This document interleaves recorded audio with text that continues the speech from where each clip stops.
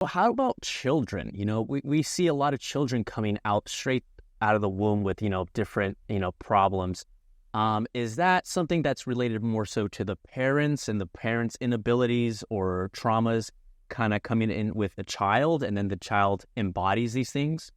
Oh, certainly. Yeah. So, the child, they are, they're just awash in their environment and in their experience. And their experience comes through the mother. So whatever the mother is going through, so even the moment of conception, if the child was unwanted, if there was some question whether or not we are going to keep this baby, that baby can get downloaded the feeling of my parents don't want me. And so that can be this fundamental feeling of self-devaluation.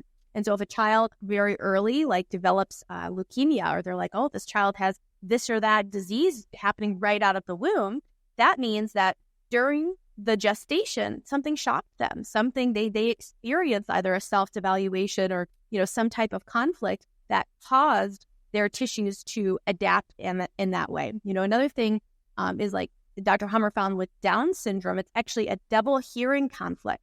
And this is really incredible of too many loud noises. We're very used to in our modern world, jackhammers and buzzsaw, doing construction next door and getting the really loud blender and the blower and doing things like ultrasound and putting ultrasound waves into the actual uterus during the, while the baby is developing. Yeah.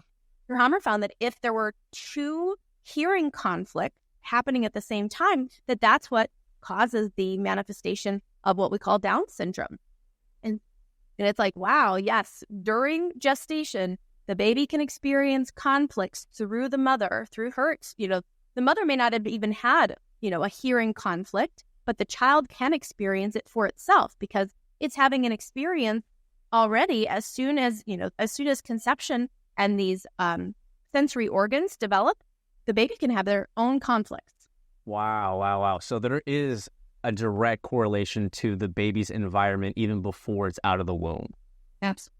Wow, that is intense. How could mothers actually then do their best to kind of protect that? Because even I live in Los Angeles, so even I was trying to meditate outside this morning. It was so funny, and I put my little timer on, and then I didn't realize how busy and noisy it is. It's it's 8 a.m. here, or excuse me, 1 p.m. now, and the amount of noise was distracting me. So many things, cars, beeping noises. I couldn't imagine what a mother has to go through to just try to protect her child from not having any of these diseases or anything like that.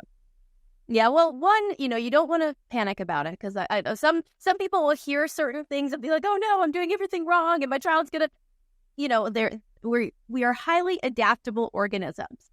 However, we do want to try to live as naturally and biologically as possible. Living in the city just isn't how our ancestors lived. And so our biological makeup has not adapted for all of, the bombardment, so if you find yourself and you're in that situation, just trust that, don't go above and beyond, don't use the leaf blower when you're pregnant, be much, just take precautions, consider perhaps not doing compulsory ultrasounds during the pregnancy, because these things are, they're actually, even though they're considered completely, normal, of course, everybody does it, they can often cause more harm than good. And so when you educate yourself and study the biological laws, you'll just start to do more of what makes sense. And so that's how you protect yourself. That's how you protect your child, is by, paying attention to what's going on in your environment, and then also to your unresolved conflict. What's unfinished in your life?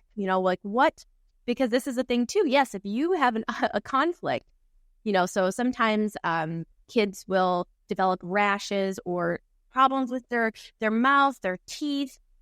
And so first we, look at, okay, did the child have a separation conflict? Did the child have a biting conflict? And then we also look, what did the mother experience? Do you have a bite conflict? Do you have a separation conflict? Is there something going on with you? Because a baby, it doesn't experience itself as different than the mother. It until it becomes self-aware and realizes, oh, you're separate from me. You're a different person. The baby literally thinks that it is the mother. And from ages 0 to 7, children are in a hypnotic state. Their brain waves are in this theta brainwave pattern. And so they just kind of pick up on whatever it is you're dealing with, if the parents are fighting. And so that's why, understanding this map really emphasizes harmonious relationships. Where is there disharmony in my life? Where am I living out of alignment? Where am I putting myself in situations where there's a lot of conflict and chaos? And what do I need to do to make practical changes to get out of those situations so I can be more at peace and chill, so that I can, train my children and be in the vibration of peace and chill around my children, so that they don't have, increased conflict. And recognizing when was I shocked? So you learn, like when you learn the biological laws, you pay attention. Gosh, anytime you're compulsively thinking and your hands are cold and you've got, trouble sleeping all through the night, if you keep waking up at a certain time in the night, there's something unresolved. There's something for you to figure out, oh, I need a solution to this problem.